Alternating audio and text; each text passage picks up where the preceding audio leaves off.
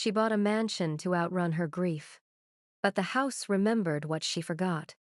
Behind a locked nursery door slept a secret. And $80 million that would test her soul. If you found a fortune buried in sorrow, would you keep it or let the truth set you free? The auction hall smelled like old paper and regret. Margaret Hartley sat in the back row, her hands folded in her lap, watching the auctioneer gesture toward a projection screen showing photographs of a mansion that looked more like a monument to neglect than a home. Ashwood Estate. Built 1952, coastal Maine. 5 bedrooms, ocean views. Abandoned for 40 years, the images cycled through peeling paint, broken windows, vines strangling the chimneys. The kind of place people drove past and called haunted. The kind of place Margaret needed. Starting bid is $200,000, the auctioneer called. His voice echoed in the half-empty room. Silence. Margaret's chest tightened. She had $180,000, every penny from the life insurance payout after Thomas died. The money she was supposed to use for retirement, for travel, for all the things they'd planned and would never do. Instead, she was here, betting everything on a house that was falling apart. Just like her. 180, she said, her voice barely carrying. The auctioneer squinted at her. Ma'am, the minimum is... 180 is all I have. A pause. The room shifted uncomfortably. Then the auctioneer shrugged. Going once, twice. The gavel came down. Sold. Margaret signed the papers with numb fingers. The clerk handed her a set of keys that felt heavier than they should. And just like that, she owned a mansion she'd never seen in person. The drive north took 4 hours. Margaret followed the coastline, watching the ocean churn gray and restless beneath a sky the color of old bone. The trees grew thicker as she left the highway, their branches curving over the road like skeletal fingers. She hadn't told anyone she was leaving. Her sister had stopped calling after the funeral, tired of Margaret's silence. Her friends had drifted away, uncomfortable with grief that lasted longer than courtesy allowed. Thomas had been gone for 9 months, and Margaret had spent every one of them suffocating in the house they'd shared, surrounded by his clothes, his books, his coffee mug still sitting on the counter because she couldn't bring herself to put it away. She needed to leave. Needed to be somewhere Thomas had never been, where his absence didn't scream from every corner. The GPS lost signal 20 minutes before she reached the estate. Margaret followed handwritten directions on the back of the auction receipt, turning onto a narrow dirt road that wound through dense pine forest. And then the trees opened up. The mansion rose from the landscape like something out of a Gothic novel. 3 stories of weathered stone and rotting wood, perched on a cliff overlooking the Atlantic. The paint had peeled away in long strips, revealing raw timber beneath. Windows gaped dark and empty. Ivy covered the east wing so completely it looked like the house was being slowly devoured. But it was still standing. Margaret parked in the circular driveway, overgrown with weeds, and stepped out into the salt-heavy air. The silence was absolute. No birds, no wind, just the distant crash of waves against rock. She walked to the front door, her shoes crunching on gravel. The porch groaned under her weight. The door itself was massive oak, carved with symbols she didn't recognize, the brass handle tarnished green. The key slid in smoothly. The lock turned with a sound like something waking up. Inside, the air was cold and stale. Dust motes hung suspended in the shafts of light, falling through broken windows. The entrance hall stretched deep into the house, lined with doors that stood half open, like mouths caught mid-sentence. Margaret set down her suitcase and walked forward slowly. The floor was marble, cracked but intact. A chandelier hung crooked from the ceiling, crystals dulled by decades of neglect. To her left, a grand staircase curved upward into shadow. She ran her hand along the banister. The wood was solid beneath the grime. "Okay," she whispered. To herself, to Thomas, to the house. "We can do this." Her voice disappeared into the silence. She spent the first hour exploring the ground floor, a sitting room with furniture covered in sheets, a kitchen with a rusted stove, a library where books had swelled and rotted on their shelves. Every room felt like a held breath. By the time the sun began to set, Margaret had set up a makeshift bed in the sitting room, closest to the fireplace. She lit candles the electricity had been shut off years ago and ate a sandwich she'd packed, sitting on the floor with her back against the wall. The house settled around her. Creaks and groans, the language of old wood and stone. She pulled a photograph from her coat pocket. Thomas, grinning at the camera, his arm around her shoulders, taken 3 years ago at the harbor. "I don't know what I'm doing," she whispered to the image. But I couldn't stay there anymore. The candlelight flickered. Margaret tucked the photo away and stood. She needed to see the rest of the house before it got too dark. She took a candle and climbed the stairs. The second floor was colder. Margaret moved down the hallway, opening doors. Bedrooms, mostly empty. A bathroom with a clawfoot tub. Another sitting room, smaller, with a view of the ocean. And at the end of the hall, a door that was different. It had been painted over thick, deliberate coats of white that had cracked and yellowed with age. A chain was looped through the handle, padlocked from the outside, and mounted at eye level a small brass plaque. Emily's room, 1978. Margaret's pulse quickened. She knelt, bringing the candle close to the gap beneath the door. Cold air seeped out, carrying the faint scent of something old and forgotten. And there, just visible in the flickering light, a small white shoe, child-sized, lying on its side just inside the door. Margaret's hand trembled as she reached for the padlock. It was rusted shut, but tomorrow she'd find a way to open it.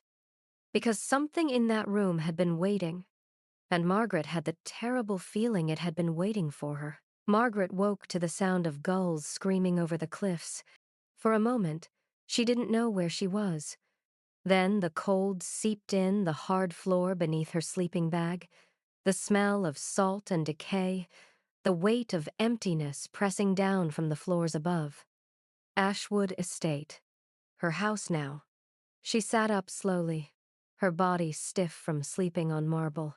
Gray light filtered through the broken windows, painting everything in shades of ash. The locked door upstairs pulled at her thoughts like a splinter she couldn't ignore. Emily's room. Margaret made instant coffee on a camp stove and wrapped her hands around the tin cup for warmth. She thought about the child's shoe she'd seen through the gap beneath the door. White leather, small enough to fit in her palm. Why lock a child's room from the outside? Why leave it sealed for 40 years? She spent the morning exploring the house more thoroughly. In the kitchen, she found dishes still stacked in the sink, crusted with residue from a meal never finished. A calendar hung on the wall, its pages yellowed and brittle, frozen on July 1978. Someone had circled a date, July 15th. Beside it, in faded ink, Emily's birthday party. Margaret touched the page gently. It crumbled at the edges. Upstairs, the master bedroom was vast and cold.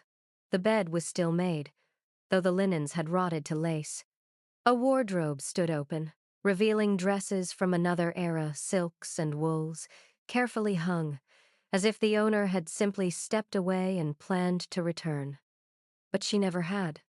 Margaret moved through the room, opening drawers, searching for something, anything that might explain why this family had abandoned their home so completely. In the vanity, beneath a layer of dust and broken cosmetics, she found a jewelry box. Rosewood, delicate, the kind meant for treasures. She opened it carefully. Inside, tangled in a nest of tarnished chains, was a single brass key. Margaret's breath caught. She held it up to the light. It was small, old, the kind that might fit a padlock, the kind that might open Emily's door. She drove into town that afternoon, following a 2-lane road that wound through pine forest before opening onto a main street lined with weathered storefronts. The library was a small brick building tucked between a hardware store and a cafe. Inside, it smelled like old paper and lemon polish. An elderly woman sat behind the circulation desk, knitting something long and blue. She looked up as Margaret entered, her eyes sharp behind wire-rimmed glasses.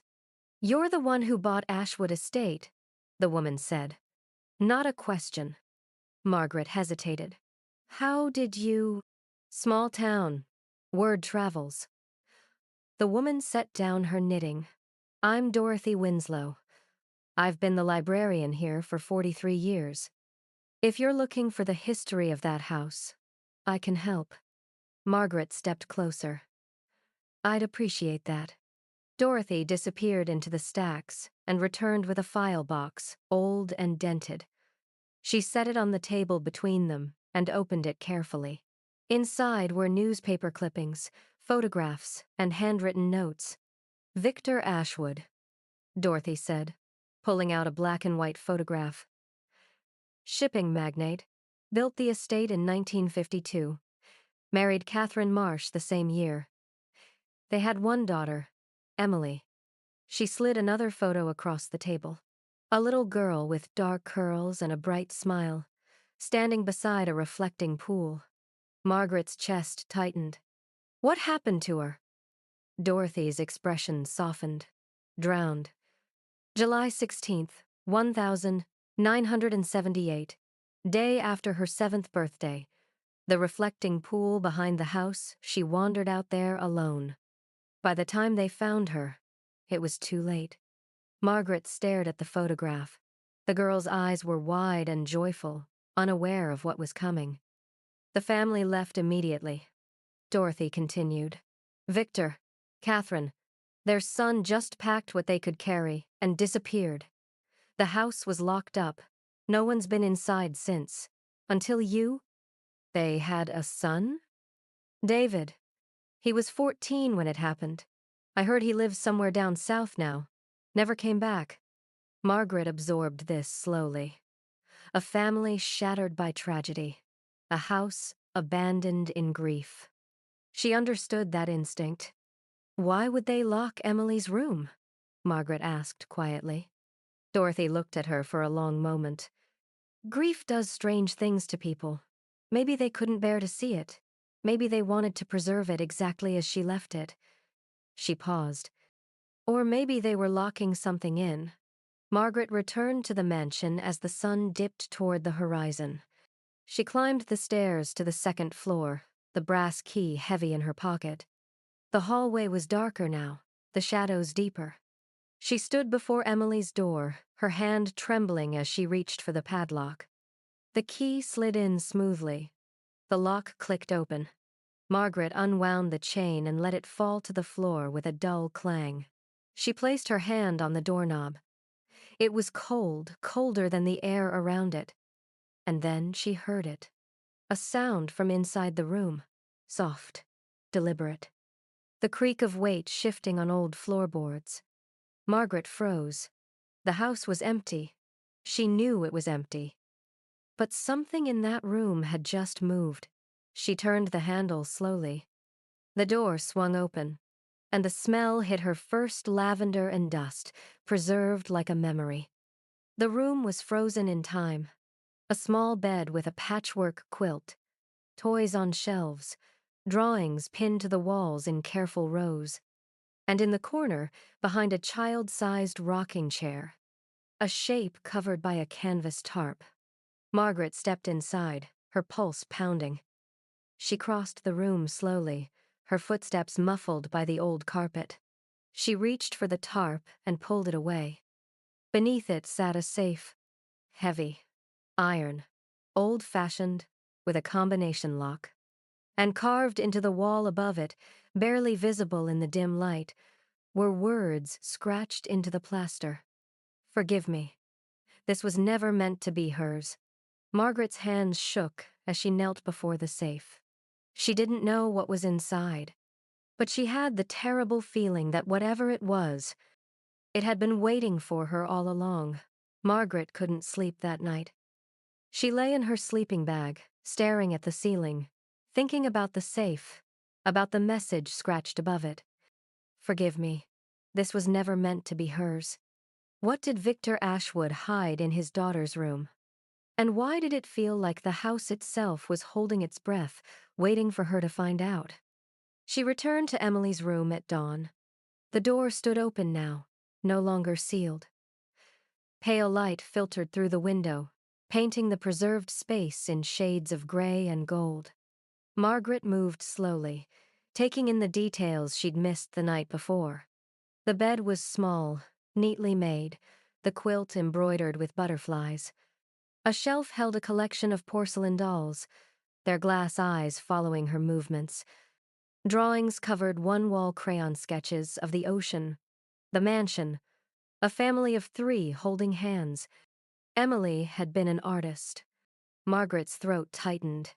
She crossed to the safe and knelt before it, running her fingers over the iron surface. It was old, heavy, the kind built to withstand fire and time. The combination lock was rusted but intact. She tried the obvious combinations first. Emily's birthday, the 12th of March, 2071. Nothing. The year the house was built, 1952. Nothing. The year Emily died, 1978. Nothing. Margaret sat back, frustrated. She looked around the room again, searching for clues. That's when she noticed the bookshelf. It stood against the far wall, filled with children's books, worn spines, faded covers. But something about it felt wrong. Margaret stood and walked over, running her hand along the edge. The shelf didn't sit flush with the wall. There was a gap, barely visible, but there. She knocked on the wall behind the shelf. Hollow. Her pulse quickened. Margaret gripped the shelf and pulled. It was heavier than it looked, but it moved, sliding forward on hidden wheels, revealing a panel behind it. The panel was seamless, painted to match the wall, but there, at eye level, was a small brass latch. Margaret pressed it. The panel swung inward. Behind it was a narrow closet, no more than 3 feet deep. And inside the closet, mounted to the back wall, was another compartment, a hidden alcove built into the structure of the house itself. The safe sat inside, tucked away where no one would ever think to look, unless they knew it was there. Margaret stared at it, her mind racing. Victor Ashwood had hidden this, deliberately, professionally. Not from strangers, from his own family. She spent the next 2 days searching the house for answers. In Victor's study on the first floor, she found filing cabinets filled with business records, shipping manifests, contracts, invoices from decades past. Most of it was mundane, but buried at the bottom of one drawer, she found a folder marked Private. Inside were letters, correspondence between Victor and a man named Richard Caldwell, dated between 1975 and 1978. Margaret read them carefully, piecing together fragments of a story. Victor had been involved in international shipping, luxury goods, antiques, high-value cargo. But the letters hinted at something else. Transactions that weren't recorded. Shipments that never appeared on manifests. One letter, dated March 1977, made Margaret's stomach turn. Victor, the arrangement is secure. The nursery insurance remains our best guarantee. No one will look there. Continue as planned. R.C. The nursery insurance. No cobwebs. No dust-covered boxes or forgotten junk. Just an empty wooden floor, swept clean. And in the center, directly beneath the window, sat a large leather travel trunk. It was old, the kind with brass corners and heavy buckles, the leather darkened with age but well cared for. The kind of trunk someone would take on a long journey and never want to lose. Claire's breath caught. She moved toward it slowly, her footsteps creaking on the old boards. The trunk was locked with a combination padlock, 4 brass dials worn smooth from use, and resting on top of the trunk, held down by a small stone, was a folded piece of paper. Claire's heart pounded as she picked it up. The handwriting was unmistakably Robert's neat, careful, the way he signed birthday cards and grocery lists. It said simply, "For Claire, when you're ready." She sank to her knees, the note trembling in her hands. Robert had been up here. Not once, but many times. Judging by how clean everything was, he'd kept this space, preserved it, hidden it from her for 40 years. And he'd left something for her to find. Claire stared at the trunk, her mind spinning. What could be inside? What had her husband, the man she'd shared a life with, a bed with, 1,000 ordinary mornings with, kept locked away all this time? Part of her wanted to climb back down, to leave it sealed, to let the past stay buried. But another part of her, the part that had spent 6 months asking questions no one could answer, needed to know. She reached for the lock, her fingers hovering over the dials. The combination. What would Robert have chosen? Margaret sat on the floor of Emily's room, the journal open in her lap, reading by the pale light filtering through the window. Catherine's handwriting grew more frantic with each entry. The 22nd of April 1977. Victor is lying to me. I know he is. The shipping contracts don't match the manifests. There are transactions he won't explain. When I asked about the gold, he told me it was collateral. Insurance against risk. But whose risk? And why hide it in our daughter's room? The 8th of May, 1977. I followed him to the docks tonight. He met with men I didn't recognize. They spoke in low voices, handed him envelopes. Victor looked afraid. I've never seen him afraid before. The 19th of December, 1977. He's stealing from them. His partners, his clients, everyone who trusted him. The gold isn't insurance. It's what he's taken. And now he's hiding it here, where no one would ever think to look. In Emily's room, in our daughter's room. Margaret's hands trembled. She turned to the final pages. The 15th of July, 1978. Emily turned 7 today. We had a party by the pool. She was so happy. I watched her laugh, and all I could think was, how long until your father destroys us all? The 16th of July, 1978. Emily is gone. I can't write the words without breaking. Victor says it's not his fault. Says the gold had nothing to do with it. But I know better. I know that everything we've touched since he brought it into this house has turned to poison. He wants to leave. Run. Take the gold and disappear. But I told him the gold stays here, buried with everything else we lost. Let it rot in this room. Let anyone who finds it carry the weight we carried. Margaret closed the journal, her vision blurred with tears. Catherine had cursed this fortune, and Margaret had opened it anyway. She stood slowly, her legs unsteady, and looked back at the safe. The gold bars gleamed faintly in the shadows, rows of them, stacked with precision, each one stamped with markings she didn't fully understand. Margaret reached in and pulled one bar free. It was cold, heavy, real. She turned it over in her hands, studying the engravings, serial numbers, purity marks, and something else, a small stamp she hadn't noticed before. Caldwell Maritime, 1976. Her breath caught. Caldwell. The name from Victor's letters. This wasn't just stolen gold. It was stolen from a specific person. A business partner who'd trusted Victor Ashwood and been betrayed. Margaret set the bar down carefully and reached deeper into the safe. There, beneath the gold, were documents. Shipping manifests, contracts, and a ledger, its pages yellowed and brittle, filled with handwritten entries detailing transactions that had never been reported. Margaret flipped through the pages, her heart pounding. And then she saw it. A contract dated August 1977. At the bottom, 2 signatures. Victor Ashwood and Thomas Hartley. Margaret's world tilted. She stared at the name, her husband's name, written in ink that had faded but was still unmistakably his. No, she whispered. It couldn't be. Thomas had been an accountant. A quiet, honest man who'd spent his life doing taxes and helping small businesses balance their books.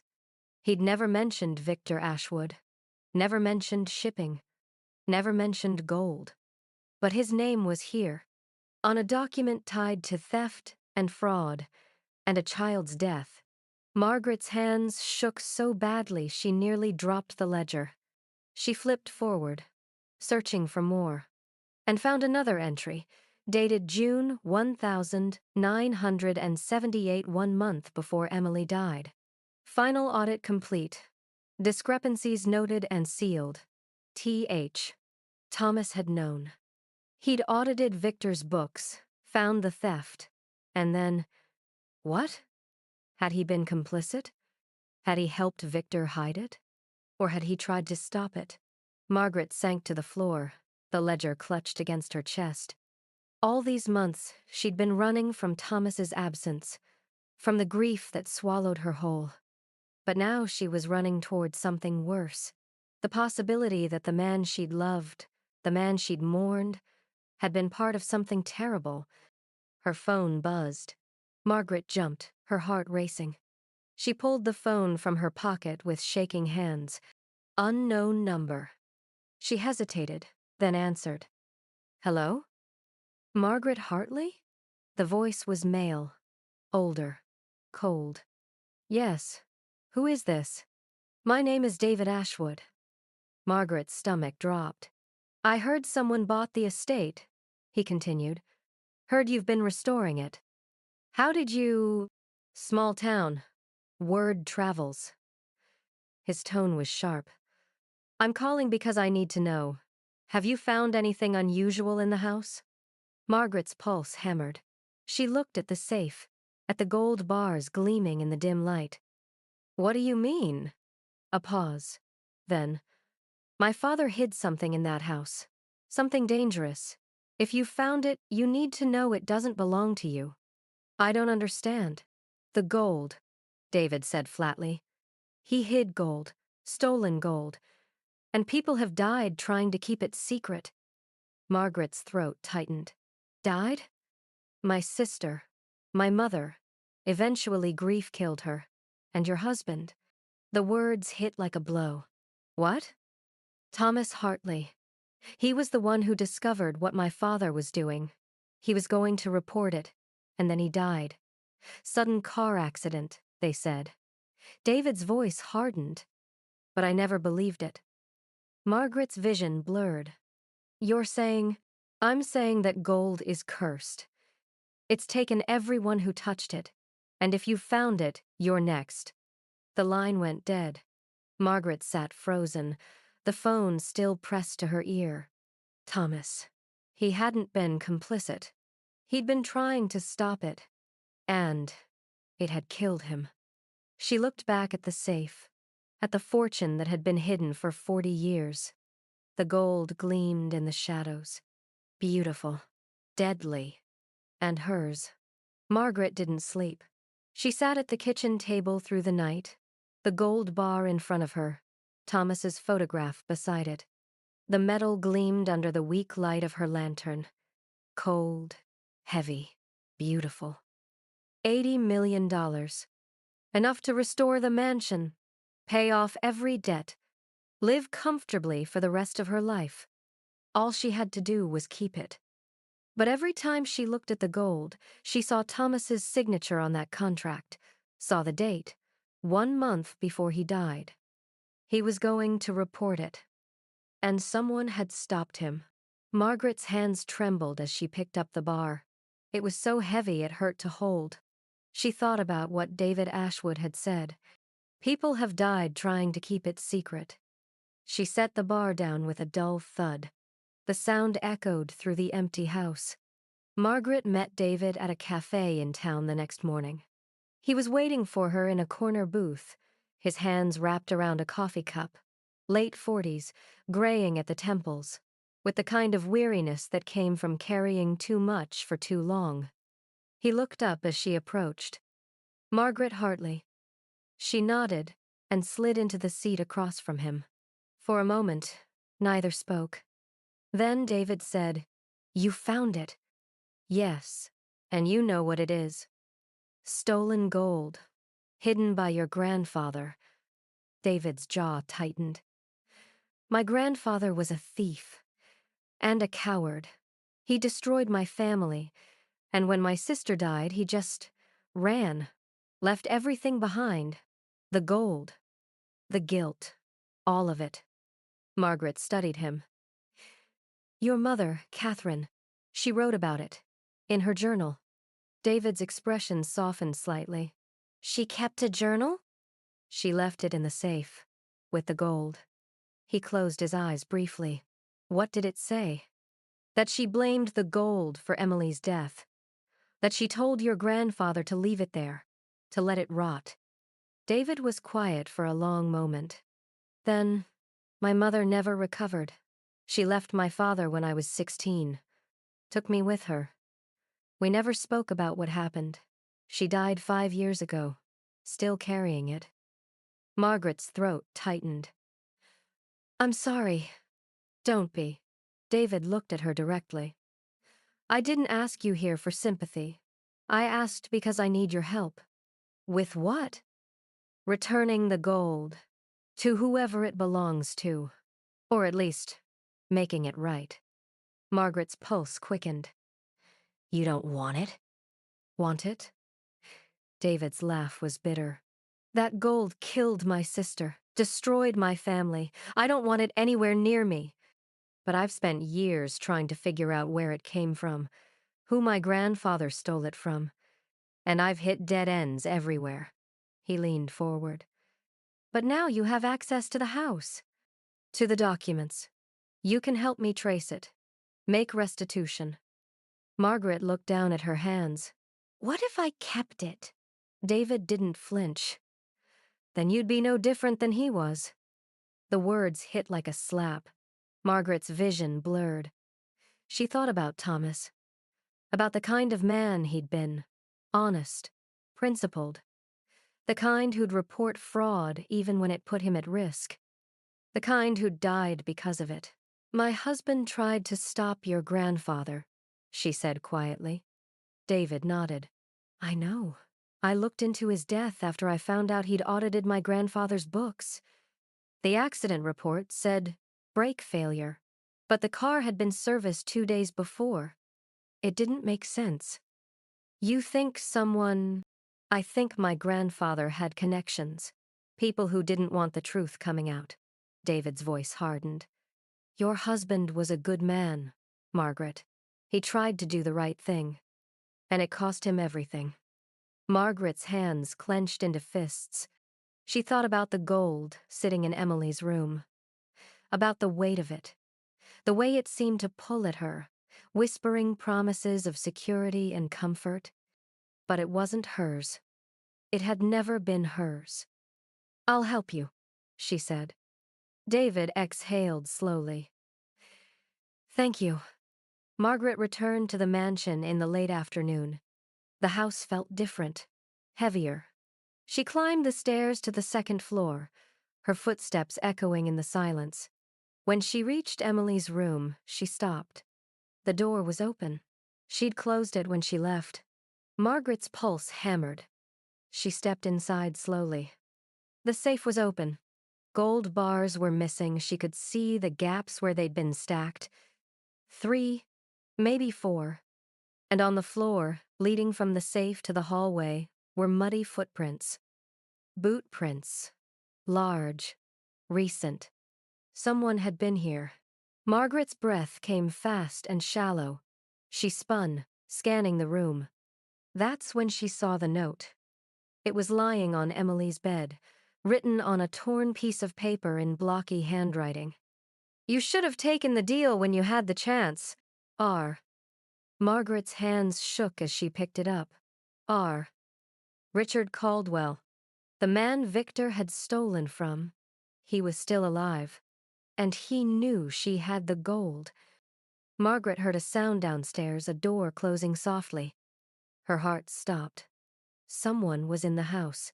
Margaret stood frozen in Emily's room, the note crumpled in her hand. The sound downstairs came again, footsteps, slow and deliberate, moving through the first floor. Someone was searching. Margaret's heart hammered. She looked at the open safe, at the gold still stacked inside, and made a decision. She couldn't stay here. She grabbed her phone and moved silently to the hallway, pressing herself against the wall. The footsteps stopped. Then a voice, muffled but clear. "Check upstairs." Margaret didn't wait. She ran. Down the hall, into the master bedroom, locking the door behind her. Her hands shook as she dialed 911. "Police. What's your emergency?" "Someone's in my house. Ashwood Estate. Off Route 7. Please." "Ma'am, are you in immediate danger?" "Yes. They're inside. They broke in." "Stay on the line. Officers are on the way." Margaret crouched behind the bed, her breath ragged, listening. The footsteps climbed the stairs. The police arrived 20 minutes later. By then, whoever had been inside was gone. The officers searched the house, found the muddy boot prints, the open safe. But there was no forced entry. No broken windows.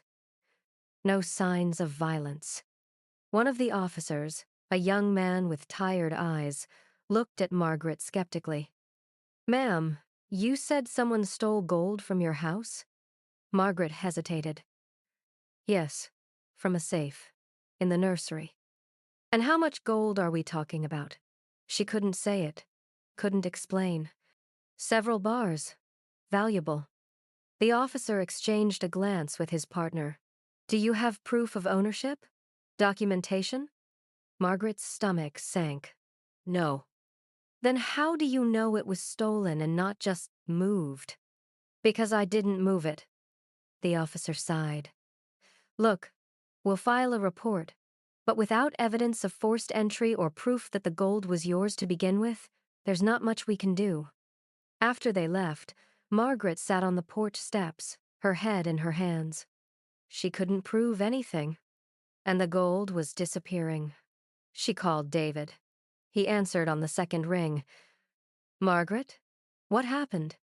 "Someone broke in, took some of the gold, left a note signed R." A pause. Then, "Richard Caldwell. Who is he?" "My grandfather's business partner, the one he stole from." David's voice was grim. "He's in his 80s now, but he never stopped looking. Never stopped believing Victor hid the gold somewhere. He knows I have it." "Then you're in danger. Caldwell's not a good man, Margaret. He's spent 40 years obsessing over this. He won't stop until he has it all." Margaret closed her eyes. "What do I do?" "Get out of that house. Now. I'll come to you." David arrived the next morning with a private investigator, a woman named Elena Ramos, sharp-eyed and no-nonsense. They sat in the mansion's kitchen, the remaining gold bars spread across the table like evidence at a crime scene. Elena examined them carefully. "These are stamped with Caldwell Maritime. 1,976. If we can prove Victor Ashwood embezzled these from Caldwell's company, we have a case for restitution. But we'd have to turn them over, Margaret said quietly. Yes. Margaret looked at the gold, at the fortune that could have saved her. What about my husband, Thomas Hartley?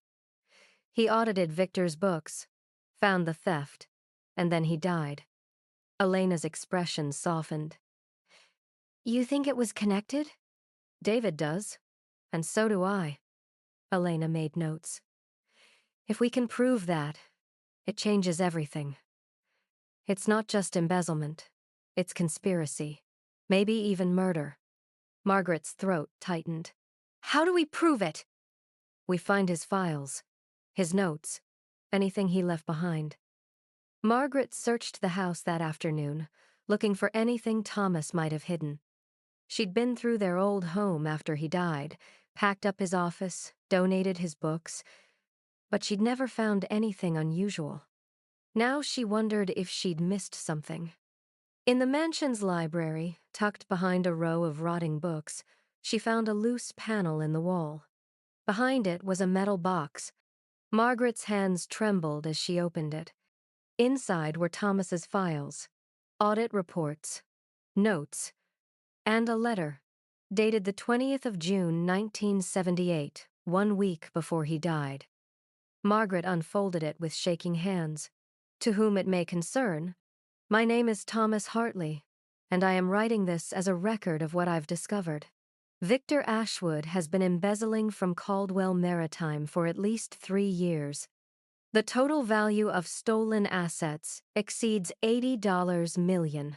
I have documented evidence, which I am prepared to submit to federal authorities. I am writing this because I believe my life may be in danger. Victor has threatened me, told me to stay silent, but I cannot. If something happens to me, let this letter serve as proof that I tried to do the right thing. Thomas Hartley. Margaret's vision blurred. He'd known. He'd tried to stop it. And they'd killed him for it. If you've been following her story this far, don't forget to like this video and subscribe, because what happens next will show you that even in darkness, honesty is the light that leads us home. That night, Margaret couldn't sleep. She sat in Emily's room, the journal in her lap, reading Catherine's final entries again. Emily's death wasn't an accident. I was distracted, angry. I confronted Victor that morning, screamed at him about the gold, and while we fought, Emily wandered outside, alone. By the time I realized she was gone, it was too late. I killed her, not the gold. Me. But I let Victor believe it was the gold. Let him carry that guilt, because I couldn't carry it alone. Margaret closed the journal, tears streaming down her face.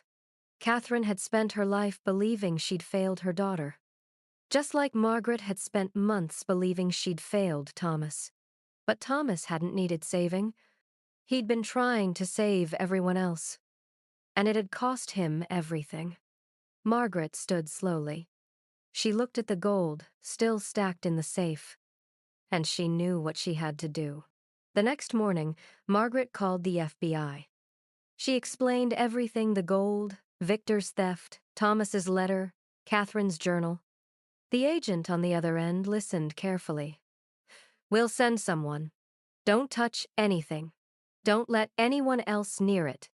How long? 2 hours. Margaret hung up and exhaled slowly. It was done. She was giving it all up.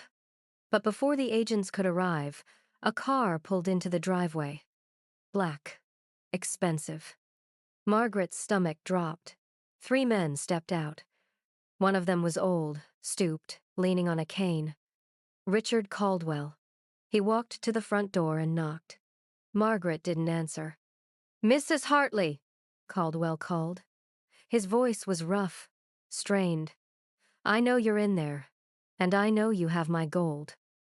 Margaret stood behind the door, her hand gripping a crowbar she'd found in the garage. I'm not giving it to you, she said. Then you're a fool. Caldwell's voice hardened. That gold belonged to me. Victor stole it, and I've waited 40 years to get it back.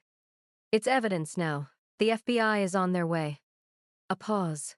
Then Caldwell laughed a bitter, hollow sound. You think the FBI will help you? You think anyone cares about justice after all this time? Margaret opened the door. She stood in the threshold, the crowbar at her side, and looked Caldwell in the eyes. This house has already taken too much, she said quietly. You're not taking anything else. Caldwell stared at her. Then he smiled. We'll see about that. Caldwell took a step forward. Margaret didn't move. Behind her, somewhere in the house, she heard sirens. Caldwell heard them too. His expression hardened. You called them? Yes. You stupid woman. You have no idea what you've done. Margaret's grip tightened on the crowbar. I know exactly what I've done. The sirens grew louder, closer. 2 FBI vehicles pulled into the driveway, followed by local police. Agents stepped out, hands on their holsters, eyes locked on Caldwell and his men. Richard Caldwell? One agent called. Caldwell turned slowly, his jaw clenched. I'm Special Agent Morris. We'd like to ask you some questions about trespassing and attempted theft. Caldwell's hands curled into fists. That gold is mine. Victor Ashwood stole it from me 40 years ago. Then you can explain that to us. Downtown. Agent Morris gestured to the other agents. Secure the scene. Caldwell looked back at Margaret one last time. His eyes were cold, bitter. You're a fool, he said quietly. That gold could have changed your life. Margaret met his gaze. It already has. They took him away. The FBI worked through the afternoon, cataloging the gold, photographing the safe, documenting everything Margaret showed them, Catherine's journal, Thomas's letter, Victor's ledgers.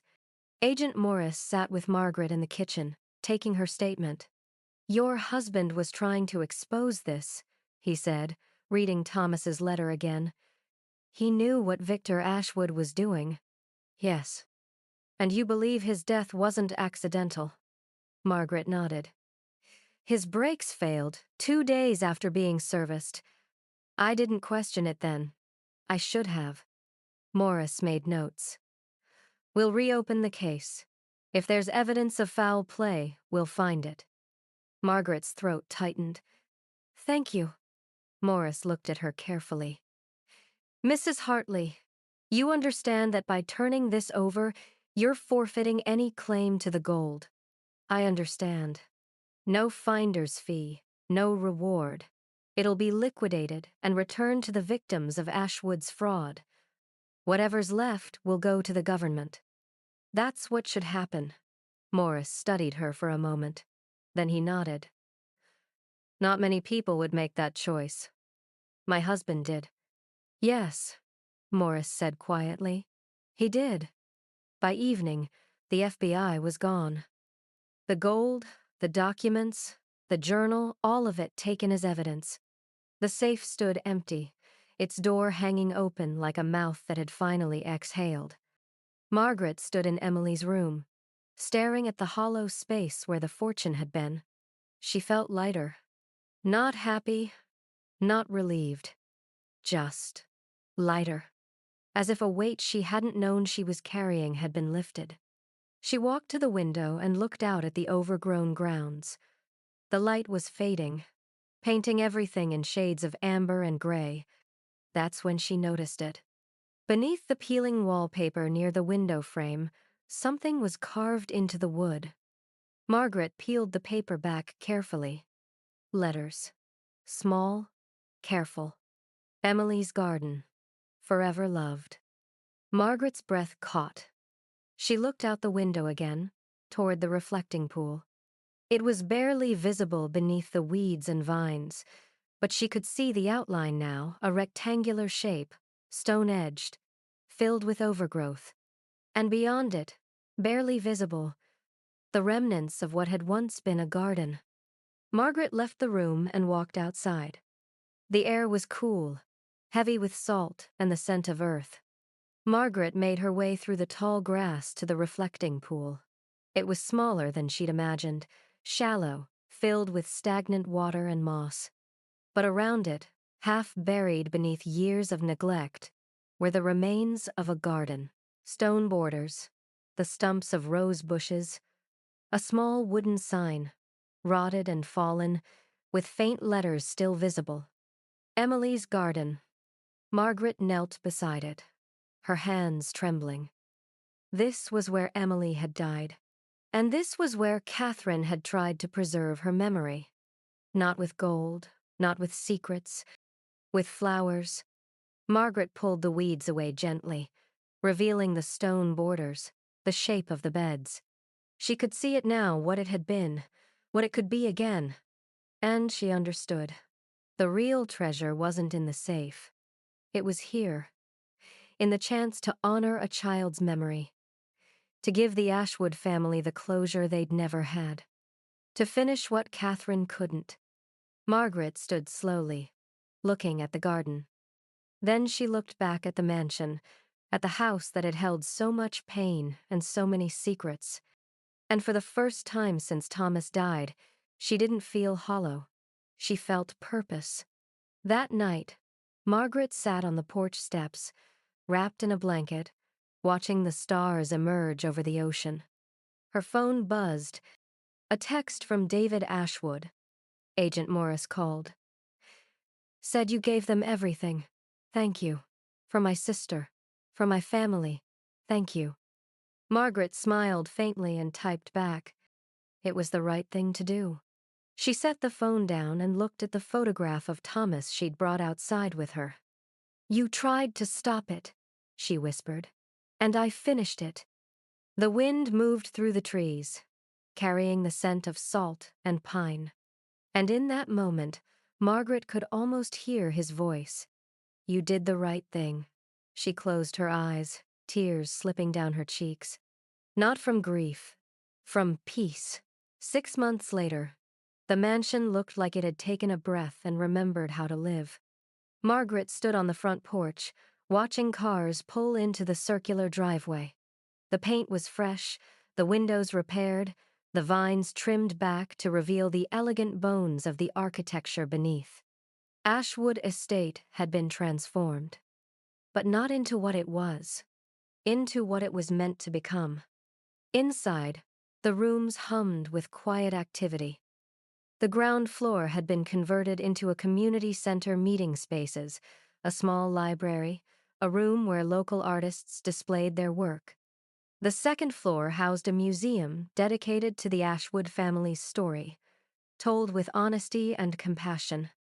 And in Emily's room, now a memorial space, Catherine's journal sat under glass, opened to the final entry. Let anyone who finds it carry the weight we carried.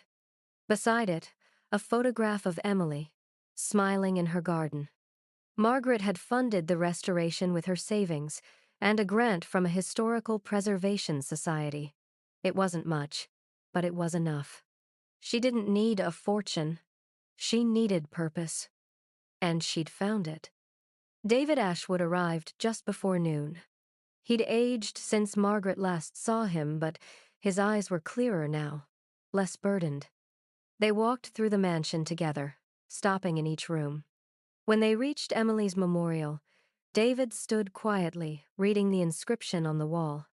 Emily Catherine Ashwood, 1,971 1,978, forever loved. My mother would have wanted this, he said softly. Something beautiful, something that honored her. Margaret nodded. I hope it helps. David turned to her. You gave my family's story a dignified ending. You could have kept the gold. No one would have blamed you. But you didn't. He paused. Thank you. Margaret's throat tightened. Your sister deserved to be remembered, not buried. They stood there in silence, two people connected by grief and the choice to heal it. Outside, the garden was blooming. Margaret had spent months restoring it, clearing the weeds, replanting the beds, repairing the stone borders around the reflecting pool. The pool itself was filled now, clear and still, reflecting the sky.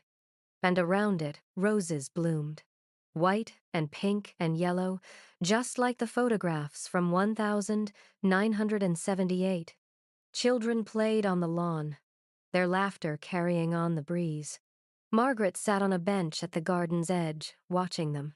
She thought about Catherine, who had created this garden as a memorial and then abandoned it in her grief. She thought about Thomas, who had tried to do the right thing and paid for it with his life. And she thought about herself, the woman who had bought a crumbling mansion because she couldn't bear to stay in a house haunted by absence. She'd been running from grief, but in the end, she'd run straight into healing. Agent Morris had called 2 weeks ago. The FBI had confirmed it. Thomas's death hadn't been an accident. Brake lines had been tampered with. The investigation pointed to an associate of Victor Ashwood's, a man who died in 1995, taking the truth with him. But the evidence was enough. Thomas's name had been cleared, his integrity restored. And Margaret had been able to visit his grave and finally say the words she'd needed to say. "You were right, and I'm sorry I didn't see it sooner." As the sun dipped toward the horizon, Margaret walked to the terrace overlooking the ocean. The light painted everything gold, the water, the cliffs, the garden below. She pulled Thomas's photograph from her pocket and looked at it one last time. His smile, his kind eyes. "Thank you," she whispered, "for leading me here." She didn't know if she was thanking Thomas, or Catherine, or Emily, or the house itself. Maybe it didn't matter. Some journeys didn't have clear beginnings or endings. They just found new ways to carry you forward. Margaret tucked the photograph back into her pocket and looked out at the garden. The children were still playing, their laughter bright against the fading light. And for the first time since Thomas died, Margaret didn't feel the weight of grief pressing against her chest. She felt light. She felt whole. She felt home.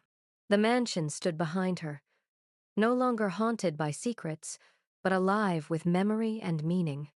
And as the last light faded over the ocean, Margaret smiled. She hadn't found fortune in that safe. She'd found something far more valuable. She'd found herself. $80 million sat in that safe for 40 years, waiting to be claimed. But the real treasure was never the gold. It was the choice between who we are and who we could become. Margaret walked away with empty hands and a full heart, proving that the richest inheritance is integrity, and the only fortune worth keeping is the one you give away.